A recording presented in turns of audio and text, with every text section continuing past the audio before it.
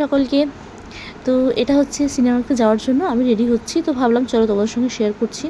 আর হ্যাঁ, ওই যে মেকআপ আর্টিস্ট আমি নই, তো আমি আমার মতন করে যে মানে যেমন পারি তেমন করেই মেকআপ করি। আর হ্যাঁ, মেকআপ আমার মনে হয় যাচ্ছি সিনেমা দেখতে, খুব বেশি মেকআপের আমার প্রয়োজন নেই, তো আমি কিন্তু তেমন একটা মেকআপ করিনি। আমি জাস্ট নর্মালি গুড ভাইবসে একটা টোনার ইউজ করেছি, তারপরে একটা নিভিয়ার ময়েশ্চারাইজার, তারপরে একটা সানস্ক্রিন, ব্যাস। আর আর ফাউন্ডেশন আমি কীভাবে ইউজ করি, যখন এরকম হালকা কোনো হালকা মেকআপ বা হালকা সাজ যখন হয়, তখন ওই ফাউন্ডেশন না একটুখানি ফাউন্ডেশন নিয়ে তার মধ্যে নিভিয়া ক্রিমটাকে আমি মিক্সড করে জাস্ট যেরকম ক্রিম ব্যবহার করি সেভাবেই আমি জাস্ট মুখে মেখে নিই। তারপরে হালকা একটু কাজল পরেছি, আর কাজল আমি একদমই পরি না, যার কারণ হচ্ছে কাজল আমি বলতে পারো 6 মাসে বছরে একবার এরকম পরি, যে কারণে কাজল পরলে আমার চোখ থেকে জল পড়বে, কারণ আমি কাজল একদমই পরতে পারি না।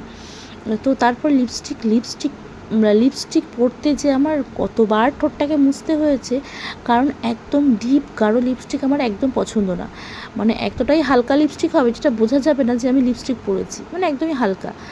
তো সেরকমই আমি 2-3টে লিপস্টিক মিক্সড করে আমি পরেছি। তো যাই হোক, তারপরে এদিকে চুলে শ্যাম্পু করেছিলাম, চুলটা পুরো ভেজা, তো ভেবেছি চুলটা ছেড়ে যাবো গাড়ি, যেহেতু কর্তামশার সাথে বাইকে যাব, তো চুলটা শুকিয়ে যাবে যেতে যেতে হাওয়াতে। তো তারপরে এদিকে একটা ঘড়ি পরে নিলাম, জানো তো আমি না আগে ঘড়ি পরতে খুব লজ্জা পেতাম, কেন জানি না, তবে এখন পরতে পরতে এতটাই কনফিডেন্ট হয়ে গেছি যে এখন বেশ ভালোই লাগে পরতে। তো চলো টাটা, যাওয়া যাক।